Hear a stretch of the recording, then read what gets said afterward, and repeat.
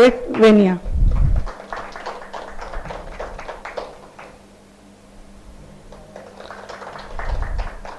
I request sir to please take the chair. Sir, here. Huh.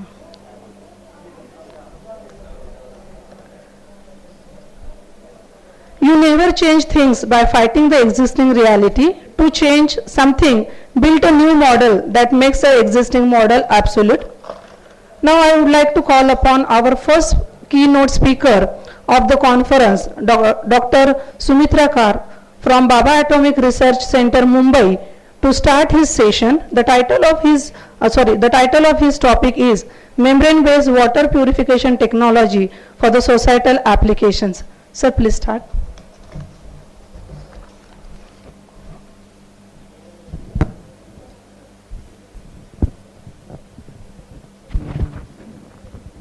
Hello.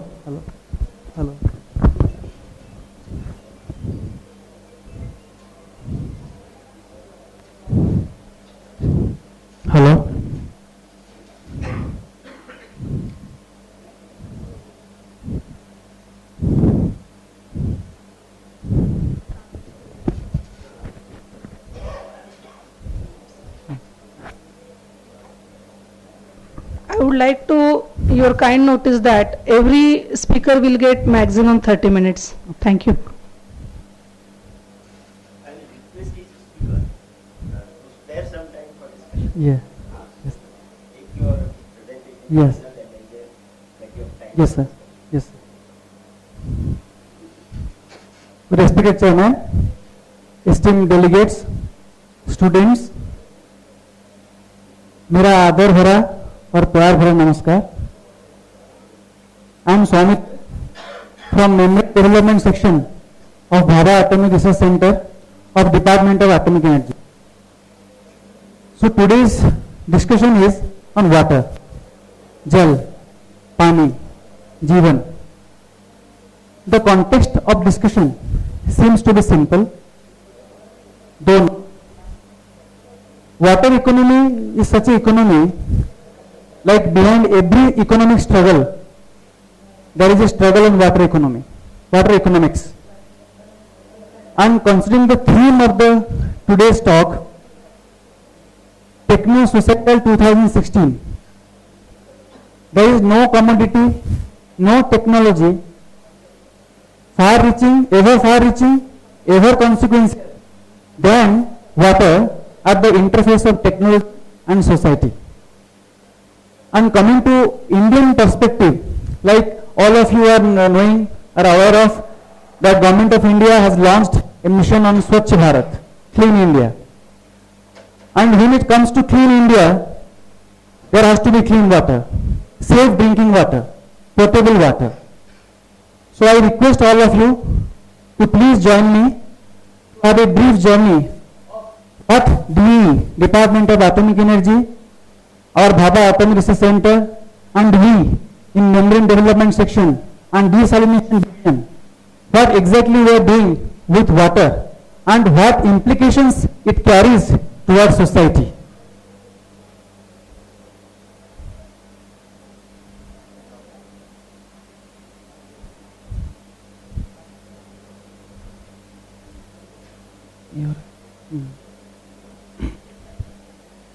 So water, as all of you and myself know, an increasingly scarce world resource.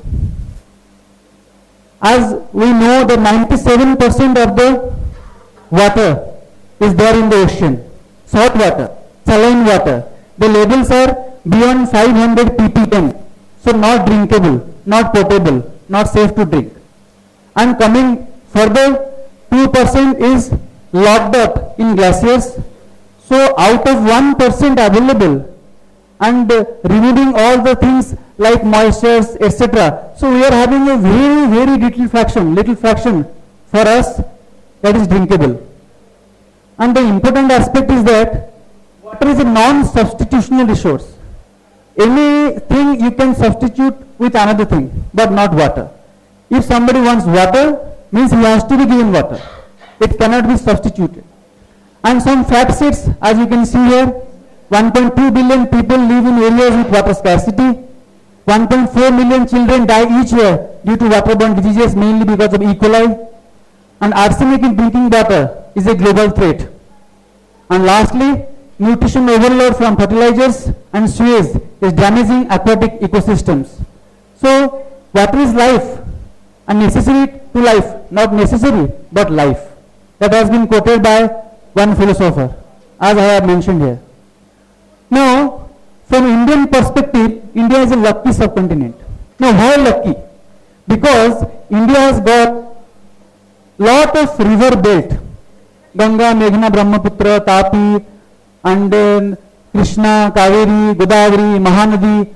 So India is lucky in that context that lot of river belts are there. So surface water we can exploit to suffice to serve the needs of the common masses with respect to drinking water, but it's never enough to satisfy the human greed, as we all of know. Why? Because whatever surface water is available, it is polluted. It is polluted because of our greedy actions, because nothing is sufficient for us, for human beings. So because of the lot of urbanization, industrialization, population growth, our requirement to make our life more and more comfortable day by day. So we are now landing up, polluting all the river water resources, surface water resources, and nothing at our disposal that we can claim that it is safe for drinking. Now, apart from surface water resources, whatever groundwater resources are there, that also have been polluted because of all human actions. So it is not pollution that is harming the environment, it is the impurities in the air and the water that is doing it. So now we forget that water cycle and the life cycle are the one and only one. So now coming to the Indian context, India is a country where the issues are very different and varied. How? Because water is available, but quality issues are there with respect to fluoride, with respect to arsenic, with iron, nitrate, heavy metals. And now in another context, water is not available. So one case is there, water is available, but I am not able to drink it because of water quality issues. In another case, water is not available at all, or it is available with lot of salinity, with lot of salt content, so it is not at all drinkable. So now water sources, first of all, will go one by one. What exactly by water quality issues I mean? First is bacteria. Except God, if anybody is omnipresent, that is bacteria. So all pathological microorganisms are omnipresent in water bodies, be it storage, during transmission, or during any sort of exploitation of the water resources. Bacteria are bound to be there, they are inevitable. Secondly, fluoride. Fluoride contaminations, I have shown here different habitations that has been worked out by Ministry of Drinking Water Resources. So mostly in the southern part of India, Karnataka and Andhra Pradesh and some part of Odisha in the eastern zone and in the western zone Gujarat. So lot of habitation affected with fluoride concentration. Fluoride contamination beyond the permissible limit of 1 ppm. Coming to the health hazards, because public health and economics of the life is entirely related. So fluorosis, be it dental, be it skeletal, or be it non-skeletal manifestations. So because of the fluoride contaminations having ranges beyond the permissible limits as per the Bureau of Indian Standard and World Health Organizations. So we are having lot of health hazards. Coming to arsenic, it is a global threat, but in India, West Bengal was the only one. But now, as far as the Ganga, Meghna, Brahmaputra is concerned, so Chhattisgarh, Bihar and lot of zones where Ganga, Meghna, Brahmaputra belt is going, because of the geogenic concern, not anthropogenic. Please mind it, it is not anthropogenic, it is mainly geogenic. Because of the iron, sulfur and arsenic, they constitute a ore called arsenopyrite.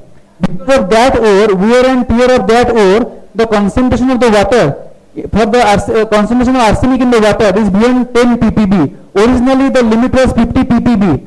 But looking at the carcinogenic concerns raised over the arsenic, now WHO has decreased the permissible limit to 10 ppb from 50 ppb. So lot of concerns over arsenic. You can see here melanosis, keratosis and all along the Ganga, Meghna, Brahmaputra belt. So dangerous the arsenic contamination.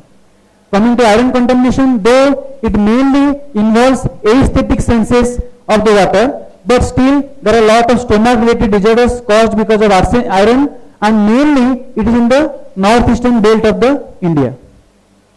Coming to high salinity, it is in the Rajasthan is the most affected one, where water is already less and the groundwater tables are very low, so therefore the extent of dissolved solids is exceeding 500 ppm as per the Indian standard, so water is not drinkable.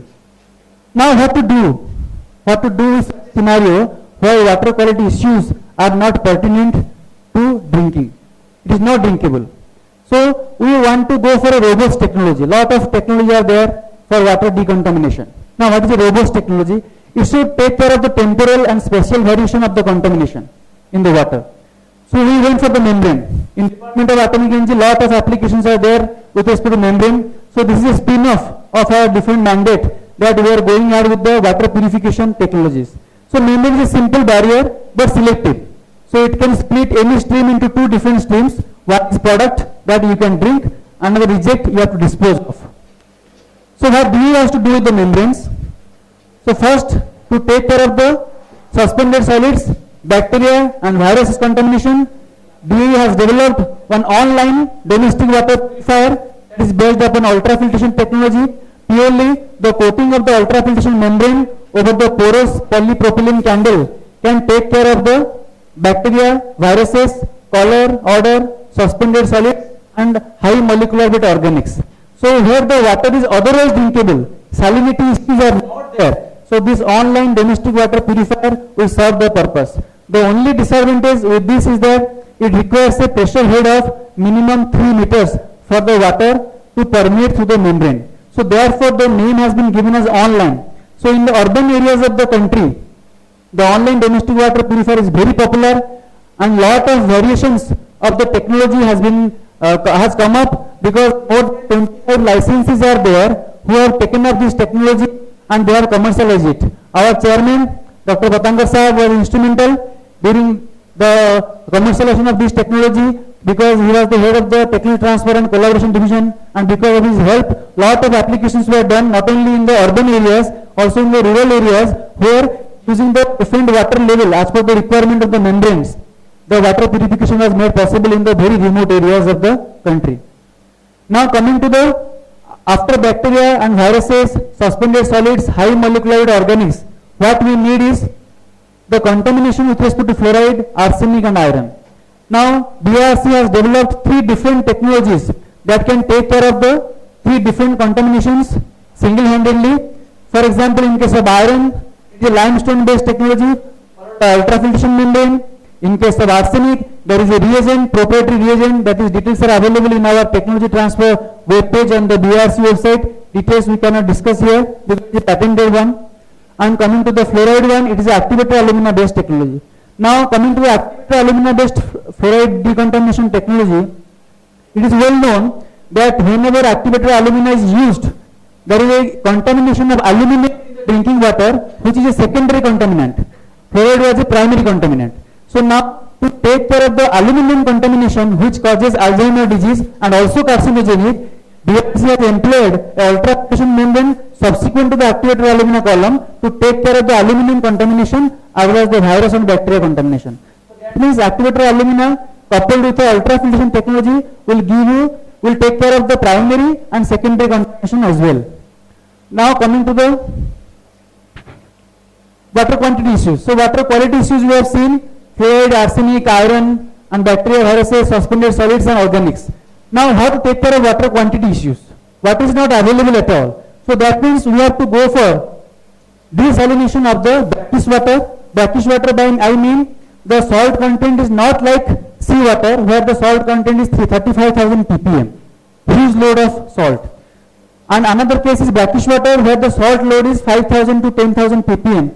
That is mainly found in the high saline areas of Rajasthan or some zones of southern zones of India. So to take care of that, BRC has developed a brackish water reverse osmosis technology. Anyway, reverse osmosis requires electricity, so we cannot do away with that one. But wherever there is no alternative with us, we have to go for a brackish water reverse osmosis technology. And the beauty of this technology is that not only high saline areas, but also the areas having heavy metal contamination. Like you might be knowing, like Punjab is now, the groundwater of Punjab is detected with high levels of uranium, beyond 60 ppb. The permissible limit as per the Atomic Energy Regulatory Board guideline, the 60 ppb should be the limit. But now the contamination is beyond 60 ppb. So to take care of the uranium contamination, also this brackish water reverse osmosis technology has been field tested for last 3 to 4 years, and lot of households in Punjab are now adopting this brackish water reverse osmosis technology at their household level. Now coming to the seawater. Now after the brackish water salinity you have taken care of, now the only alternative you are having to augment the water availability is that we have to go for a desalination of seawater. So far as desalination is concerned, in India, no technology is available on the development of membrane indigenously, the reverse osmosis type of membrane. But very recently, BRC has developed this one, and it has been transferred to one private licensee, that is in Baroda, Nessos Permunix Membranes Private Limited. They were earlier making membranes based upon the technology available abroad. But now, based upon the technology available in BRC, they have developed this product that is in the different spiral configuration. Like whenever these membranes are used at a community scale, we have to have a spiral wound configurations, not the thin scale membranes won't do. So in that case, so these are the different pictures I have shown how the membranes are made using thin film polyamide composite membranes on a ultra support, and the flux is about 580 to 600 liter per meter square per day with a salt rejection of 99%. Now it is a misnomer that lot of advertisements people see on the TV. Like for example, Hemavalini comes and tells that okay, we should go for RO. But we should know, we should use RO when and only when the water level is having a salinity, is having a dissolved solid content beyond 500 ppm. If the water level is having a salinity less than that, then water is perfectly drinkable. But if one employs RO, reverse osmosis at a household level, in an area where the water is otherwise drinkable from salinity point of view, then the mineral content of the water as per the health requirement of the body goes down. So no mineral addition to the body which we otherwise get from the water, drinking water, is not available when we are going for a RO at a household when the salinity is less than 500 ppm. For example, we are BRC work in Mumbai. In Mumbai zone, the water supply is through municipality. So PMC water supply, Bombay Municipal Corporation, in all cases water is having a salinity of about 100 ppm, 200 ppm. So there, I mean, in most of the cities of India, in urban cities, whichever has been having a lot of urbanization, so wherever the municipality drinking water supply system is there I don't think any usage of RO is required. But it is a misnomer. People think if I am going for RO, I am having a pure, safe, potable drinking water. Not the case. Now coming to the how to manage the water during disaster. You have taken care of water availability issues, water quality issues. Now during disaster, what to do? During disaster, there is no electricity. Because water, even though water is available, for example, flood is there, cyclone is there, tsunami is there. So water is available, but electricity not available to operate RO. So that time, for this context, we have developed one membrane pouch technology. So these are pouches filled with ORS water, ORS, and that you can put it in the flood water, tsunami water, cyclone water, and you will be getting the pure water within 20 to 25 minutes inside the pouch. And that pouch you can cut open and you can drink the water, which is water quality of sterile level. That means whatever may be the contamination during the flood water or cyclone related water, the water will be purely sterile. And then coming to what about the effects of global warming and climate change. Now a lot of water technology we are discussing. Now how to take care of the global water warming and climate change. That means we have to go for a non-fossil based energy resources when water desalination we are doing to augment the water resources availability. To take care of that, BRC has developed RO, reverse osmosis, as well as ultrafiltration membrane technology, that is taking the help of energies from solar system, the solar related energies.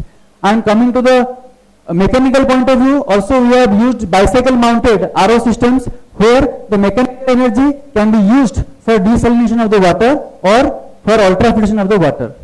Now coming to the nuclear energy, because it is a renewable energy and green energy, so what it has to do with the water sector? As you know that BRC, Department of Atomic Energy, has now demonstrated one nuclear desalination demonstration plant at Kalpakam it is one of the unit of KE. It is the world's largest hybrid desalination plant. World's largest, why? Because it involves multi-stage flash, basically thermal based desalination technology, and another reverse osmosis membrane based technology. The capacity is 6.3 million liters per day, and the requirement of the makeup water in the nuclear reactor as well as the township of the Kalpakam can well be augmented by this nuclear desalination demonstration plant. India, having a nuclear energy, is a part of IAEA, and lot of member states of IAEA who are not having the capabilities of nuclear desalination, they are coming to BRC, DE for training on the nuclear desalination demonstration plant. So these are the different views I have just shared with all of you. These are the RO modules in the NDP Kalpakam. Now what lies ahead? So we are like the theme is Techno societal. So we have been developing technologies to augment the water technologies. Now what lies ahead in the water sector? We are now coming out with nano-composite membranes. Whatever limitations with the membranes are there with respect to flux and selectivity trade-off, fouling of the membrane and organic fouling or biofouling, or trade-off. By trade-off I mean when one wants to increase the productivity, selectivity goes down and vice versa. To take care of that, now nanostructured materials are offering unprecedented opportunities, unique opportunities to fine-tune the membrane surfaces and get our desired results. Now, so we have developed how to take care of trade-off between flux and selectivity. We have used the graphene oxide and carbon nanotube based systems to take care of the flux and selectivity issues. That means when we are recovering more product, the selectivity will not go down because of the exploitation of the nanostructured materials. Since time is not there, so I will not discuss it further, but we can discuss during off hour. Now coming to the biofouling, we have taken care of the biofouling using silver based systems. Now silver is a well known biocide, has been known for ancient times, but the fact is that how to translate the property of silver onto a polymeric matrix and make it biofouling resistant. Once the membrane gets fouled with bioorganisms, microorganisms, the flux goes down and the fouling is irreversible. We cannot change, we cannot alter the fouling by any chemical wash or by any backwash. So we have to take care of the biofouling issues at the beginning itself. So we have taken care of this one by introducing silver and silver copper mixtures of nanomaterials. Now one recently launched new technology that earlier as we discussed that ultrafiltration membrane requires a minimum pressure head of 3 meter for the permission to happen. Now because of that, rural adaptability of the technology becomes a obstacle, becomes a hurdle. To take care of that, we have now utilized the potential of the nanostructured materials and we have integrated that material into the polysulfone matrix and we have developed a candle which can give a flux of about 25 to 30 liters per day without having a pressure head of 1 to 1.5 feet. That means only at this domestic level water purifier having the needs of domestic sector about 25 to 30 liters per day, having a 4-member or 6-member family will serve this purpose. This technology has been launched. The product is also available in the market. So this is best for rural areas. Why? Because rural people, wherever they are getting the water resources, they can simply filter it out without requiring any overhead water tank for the ultrafiltration to take place for the pure water to get. And here the just water purification, how it happens through a candle. I have shown it here just for your understanding. Like it is out to inflow and we are getting the product water, pure water on the top of the candle. Now coming to the organic fouling, we have taken care of biofouling, we have taken care of the trade-off between flux and selectivity. Now last one is the organic fouling, because lot of proteins, humic acids, barnacles, so they decline the membrane flux. So how to take care of that? That is done by another nanomaterial that is called titanium dioxide we have used. This titanium dioxide we have sulfonated, we have functionalized it with sulfonic acid so that the hydrophilicity of the TiO2 has been increased multifold. And the hydrophilic nanomaterials, upon being impregnated onto the membrane surface, the hydrophilicity and hydrophobicity balance of the membrane can be tuned, and the membrane can be made resistant against the hydrophilic colloidal species or hydrophobic colloidal species accordingly. So these are the different flux recovery ratios. We have shown here that by impregnation of nanomaterials, the flux recovery ratio have been improved dramatically. So these are all under the publications in high impact factor journals, and some of them are under patents. So I am not giving the details of that one, but we can discuss further during the off hour. So coming to the recommendation stage, so I will take only 3 or 4 minutes now. So coming to the recommendation stage and coming to the technological developments to make the membranes further robust from water technology perspectives, we have to have nanomaterials where hybrid nanomaterials can be developed, that is combination of 2 or more nanomaterials having different attributes, like for example one will take care of the trade-off between flux and selectivity, and another will take care of the biofouling, and another will take care of organic fouling. So these type of combinations people are now playing around to having a membrane with ideal properties. All the required attributes of the membranes we can get. Now coming to the challenges going for a nanostructured membrane, nano composite membrane is that one is the interfacial defects, second is the nanotoxicity. So now a lot of research are going on in nanotoxic, how the CNTs, how the PiO2s compared to the bulk, how TiO2, how silver is toxic.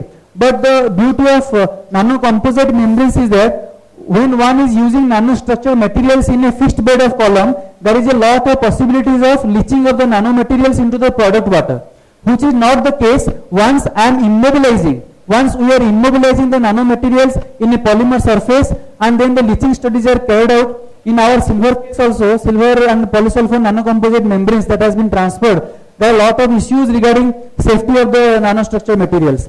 How if they are leached into the product water, how to ensure the health, public health. So the guideline prescribed by Environmental Protection Agency USA, EPA, that 100 ppb of silver I can afford to drink, provided they assume that in a lifespan nobody is taking beyond 10 grams of silver. But in our case it is less than 10 ppb in initial stages, and after some time it is below detection limit. So in that case, so what we basically conclude that we have to have a technology where the nanomaterials properties can be translated, can be exploited, but not at the risk of the public health. That means they have to be immobilized into a matrix, and then the properties have to be exploited. Now finally the last slide, as all of us know that we are technology developers, we can save water, we can go for a judicious use of water, that is our human responsibility, and be it cashless economy or less cash economy as per the Government of India guideline, but there has to be water economy. So water economy has to be restored amidst all type of struggles, all type of economic struggles. So now it has become appallingly obvious that our technology has exceeded our humanity. That Einstein has once said that our technology has exceeded our humanity. So now someday our humanity might actually surpass our technology. Then only water resources can be conserved and judicious use of water can be possible. So all the water that will ever be is right now. We cannot think of that water resources will be augmented, this and that. Whatever is available right now is right now. That we have to use in a judicious way. And the wars, as all of us are saying and knowing, that wars of the 21st century, if at all will be there, world war, it will be for water. So now what is our pledge today? Let us pay for a water-rich future. But to some extent or to more extent, the responsibility lies with us. Whatever is available with us, be it in the bottled water, be it in the glass of water, we should use it judiciously, while the technology developers are developing the technology to take care of the water quality issues, water quantity issues, and also the issues with this for disaster affected areas. At the same time, we should take care of the water available with us that is safe and drinkable. Thank you. Jai Hind. Few questions can be asked. 5 minutes.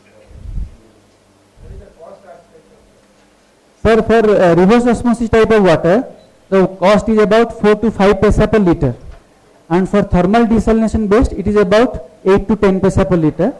But for ultrafiltration type of process, there is no operating expenditure. Only thing is that candle you have to change every 3 to 5 years, which costs about 500 rupees. Otherwise, no operating cost in ultrafiltration membranes.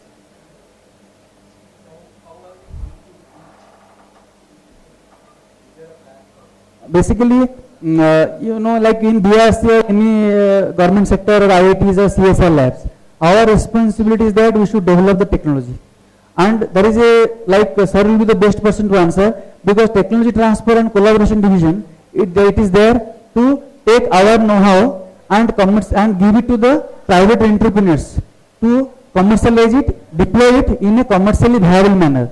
Now BRC has a wonderful policy of giving the technologies on non-exclusive basis. Like for example, Hindustan Lever comes, Godrej comes, I want this technology, provided nobody else is given this technology. But BRC doesn't believe in that. They go for non-exclusive principle, so that even the small scale industries, like you see in the ultrafiltration technology, more than 25 licenses are there and more than 10 companies have launched the product. But Godrej, Hindustan Lever, they have taken the technology, but they are not in a position to compete because they want monopoly. And monopoly in water is very easy to do it, very easy to exploit the people. But because of the principles of the government of India, and TTCD is basically the main nodal agency in our BRC, which takes the technology from the developer and gives to the private entrepreneur, they will go to the user, they will deploy it in a commercially viable way. Nanostructured materials, as per the National Nanotechnology Initiative, USA guideline, any material having at least in a single dimension, either OD or the length, if in any of the dimension it lies between 1 to 100 nanometer, then the nanostructured material. No other material can be termed as nanostructured. Only 1 to 100 nanometer, at least in one dimension. Like CNT, length is 2.5 micron, it can be 30 micron also, CNTs, like CNT ropes. The diameter is from 1.1, 1.2 nanometer to 100 nanometer. That qualifies for nanostructured materials having extraordinary unique properties. Small dimension, less than 100. See the towards the pollution problem, it is increasing exponentially. Yes, sir. And we are restricting towards only the drinking water. Mm-hmm. None of the problem is solved.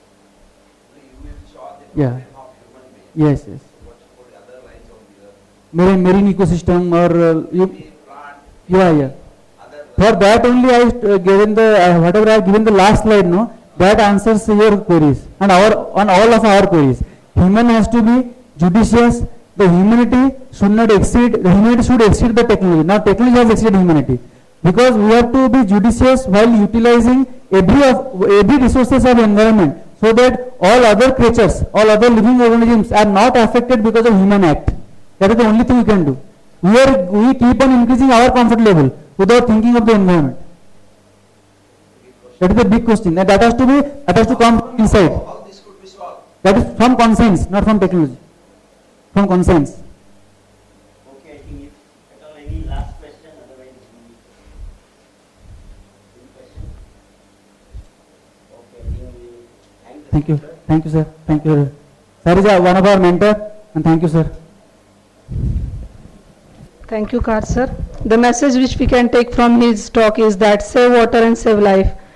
Now I request Shirsagar Madam, Assistant Professor, working in Civil Department, Swedish College of Pharmacy, to felicitate Dr. Kar sir by offering a memento. She will bring, ma'am.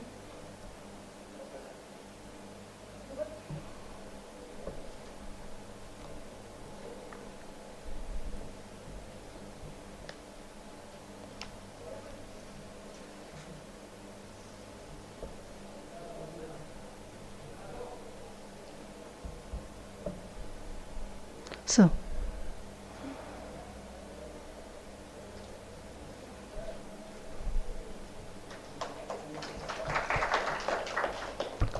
now I would like to call upon Dr. Sulin Pennamani, who is from Manuka Health, New Zealand, and will give his presentation on the number 8 factor. Let me give little introduction about him. Dr. Sunil did his postgraduate diploma in the materials and supply chain management from Massey University in 2009-10. He completed his Masters of Science MS Food and Biotechnology from Lund University in 2003 and 4. Thank you, sir. Please start your session.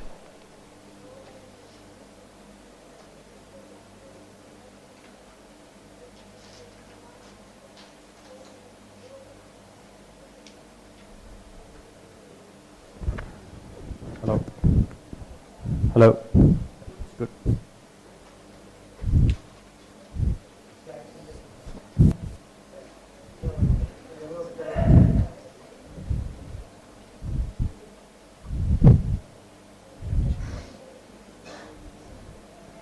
It's in the Techno Societal 2016.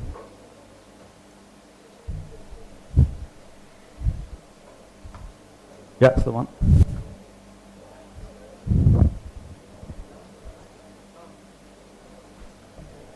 Good afternoon all. First of all, thank you for inviting me for this conference. It's an absolute honor to be here in front of you. Today my talk is about the number 8 factor, how New Zealand can inspire the world. You must be thinking number 8, what is number 8? It's not a mathematical conference.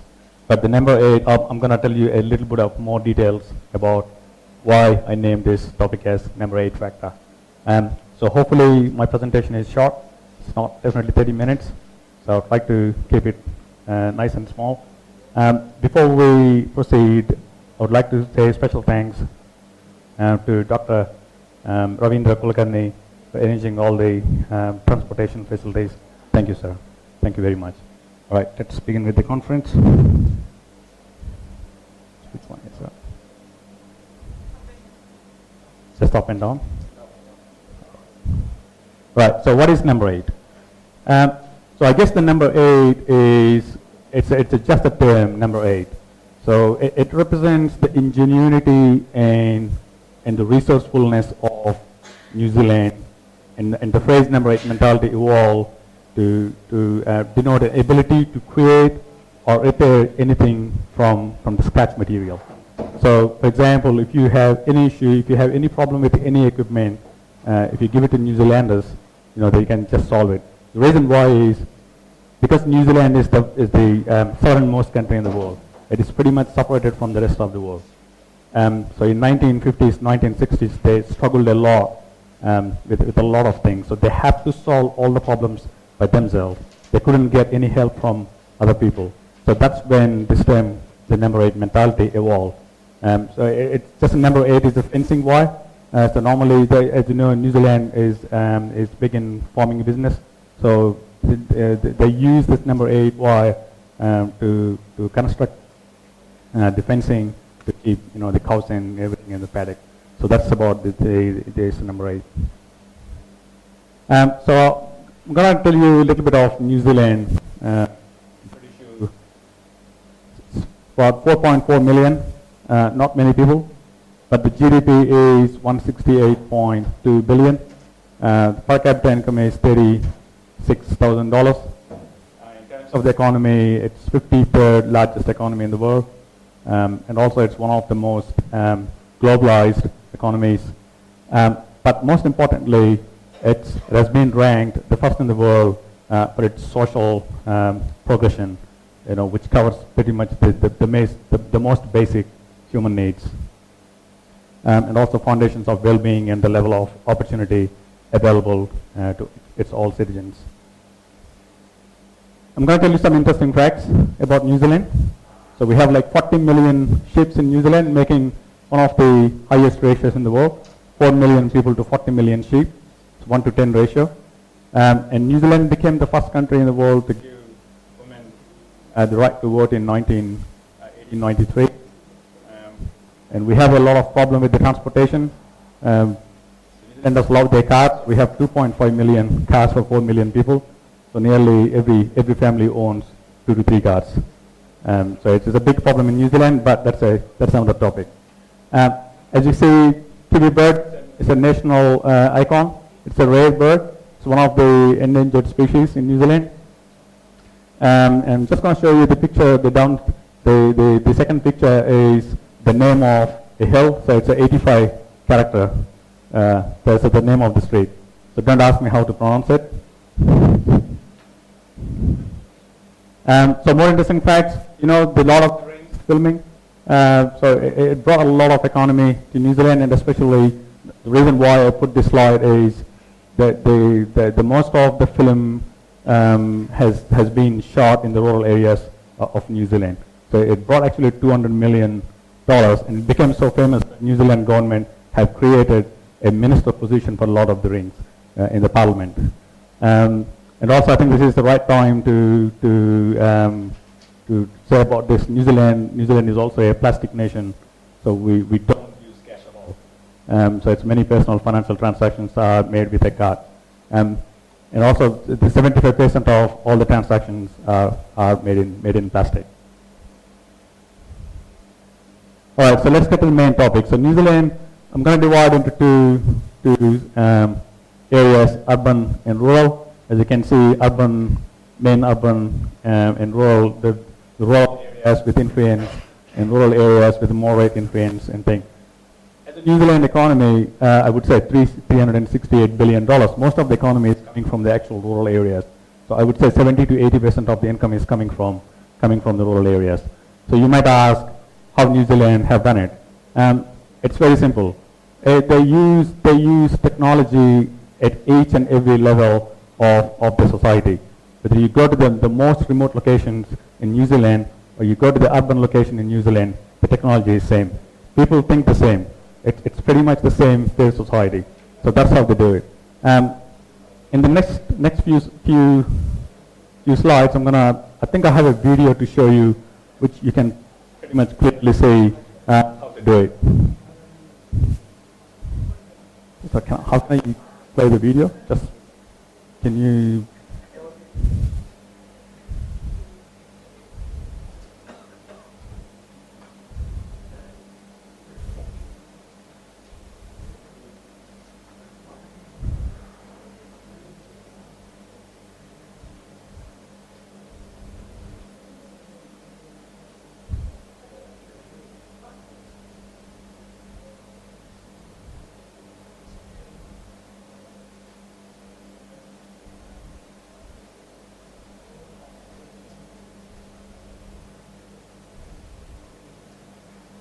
It's all right, don't worry about it.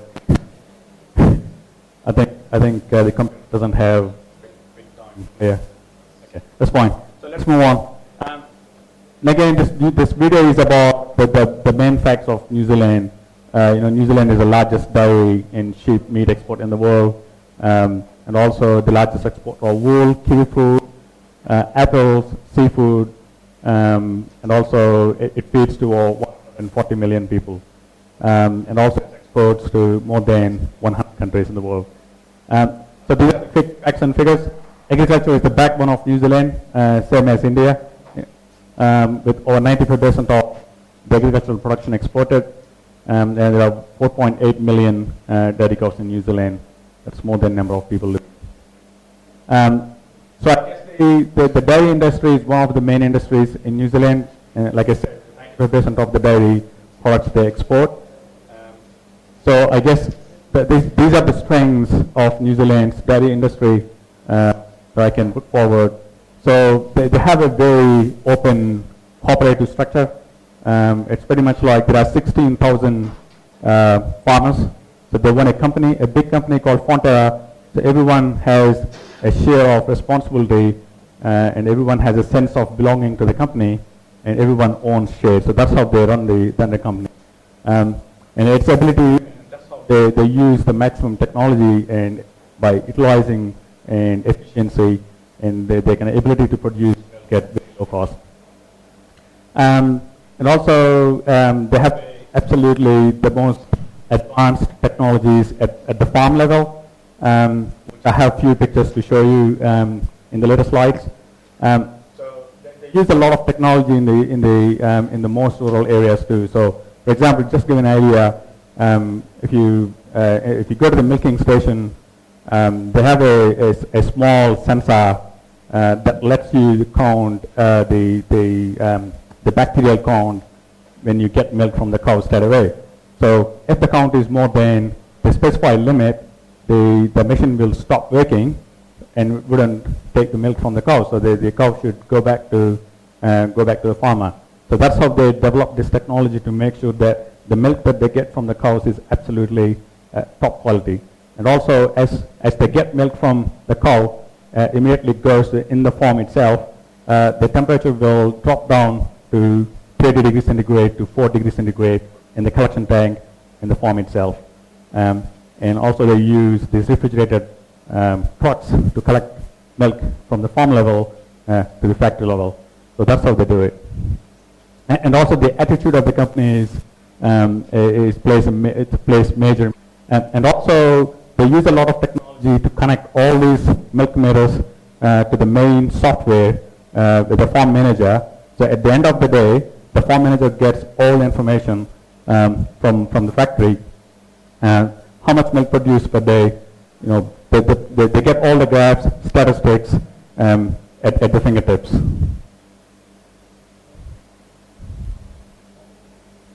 So yeah, so real-time data milk flow rate. It's pretty much uploads milking data to the external head management software. It's the most accurate, efficient, and low maintenance. It also improves the head's productivity and efficiency. Right, so I'm going to move on to the next topic, which is, and also the New Zealand is really rich in producing one of the unique New Zealand bioactives. I would say the bioactives is the secondary metabolites from the plant. As I told you before, the New Zealand is far from the rest of the world, and also we have a big problem with the UV. We don't have ozone layer, so there's a lot of UV radiation in New Zealand. So for us, you know, when we go outside, we use creams and stuff, sunblocks, but for plants, they don't do that. So obviously, they have to produce, as a defense mechanism, they have to produce some secondary metabolites. So every produce, especially in apples, if you look at apples, berries, strawberries, and kiwi fruit, and like manuka honey, they are naturally rich in these bioactives. So these bioactives are antibacterial, anti-inflammatory, and as well as antioxidant properties. And likewise, I think the way that New Zealand commercialize is phenomenal. Once they identify any unique property in anything, they will do a lot of research and they commercialize to make maximum money from that product. Just give me an example, kiwi fruit. Most of the people think the kiwi fruit is New Zealand, but it's actually not New Zealand. It actually came from China. It's called Chinese gooseberry. But New Zealand took kiwi fruit and it commercialized, and it's one of the largest producer of kiwi fruits in the world. So likewise, manuka honey, it's that's where I belong. I work in manuka honey factory. So the manuka honey is quite unique. It has got a chemical compound called methyl glycol. I could be talking about methyl glycol for the rest of the day, but I'm going to go into the details. So again, it's a very, very, very rich properties and very high value. So when you compare to the honey, the normal honey and manuka honey, the price difference is tenfold. And I guess the point that I want to make here is, recently I've read few articles in India that few scientists have discovered even honey from India, especially jambul honey, has got the same antibacterial properties as manuka honey. But I don't think we have done much research onto it, and I don't think we have commercialized that type of honey as manuka honey. And I guess that's the main difference that we are seeing here. So once you see the potentiality, and that's where the New Zealand, they put the maximum effort to make it happen, and also to get maximum money out of it. And also, the companies in New Zealand produce the bioactives. They tested and certified the bioeffectiveness in laboratories across New Zealand, so that the certification is true to the label. So, and again, the latest technology in here, in honey or beekeeping, is the beehive management software. Like I said about the chips, because the beehive management software with real-time GPS technology. So We have a lot of hives throughout New Zealand, and especially the most, the corner, the remote locations.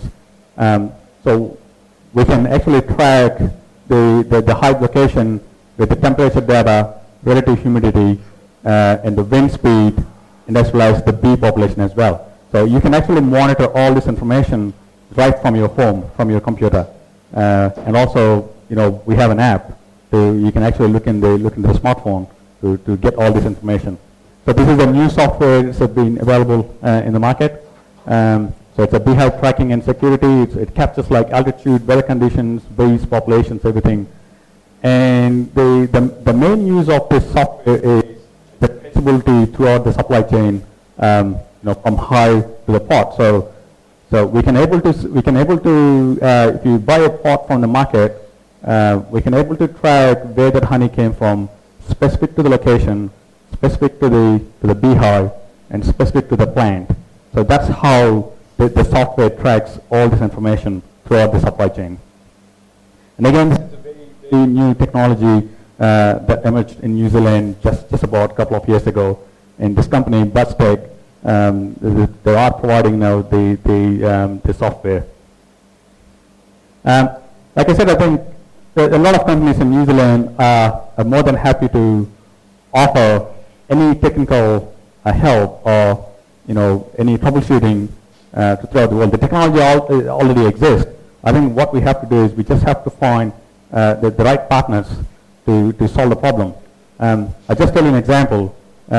We had an issue in our company in New Zealand last night, and I had to solve the problem by using a software called TeamViewer. TeamViewer is a software that you can control the computers and the machines. So I solved the problem right in Pandapur using my smartphone. So the technology already exists. It's just that we need to find the right technology in the right place. So yeah, these guys will help. So I think we collaborated with these guys, Techno Solutions. So these guys are great in dairy technology, wastewater, and as well as the lab management services. And also we get a lot of students tools from a lot of countries, but unfortunately I don't see any Indians coming to New Zealand to explore what New Zealand has to offer. So that's the reason why I put this picture. There's a company, Kiwi Hop. So what they're doing now, they want to bring Indian graduate students to experience New Zealand, to experience different sectors in New Zealand, like engineering sector, dairy sector, or beekeeping, or horticulture. So they're arranging all these tools, different industries, so that these students will get experience or maybe inspiration, so that they can go back and do better. So guys, I think I've been living in New Zealand for the last 10 years, so I don't know much about the problems that we are facing in India. But the idea of my topic is to highlight what we are doing there in New Zealand and how can we get influence from them. So the technology is already there, so it's just a matter of finding the right partners and bring them to India. So I guess I don't want to end my journey here with this conference. I want to take from this conference back home, and likewise I want to give something back. So if you have any issues, any problems, any technical difficulties with the dairy, with the wastewater, with the processing, I think we are more than happy to help you. And like I said, the success, it depends on you. I think the technology, it's not the technology, it's not about the technology, but I think it's about how you use the technology. Thank you, guys. Thank you, Doctor. Very interesting topic. Thank you. And very wide scope available depending on the industry. Thanks. Questions from one? I have one question. Sure. The tabs that are there in the cow's ears, Yeah, that's transfer signal by display, right? that's right, yes. So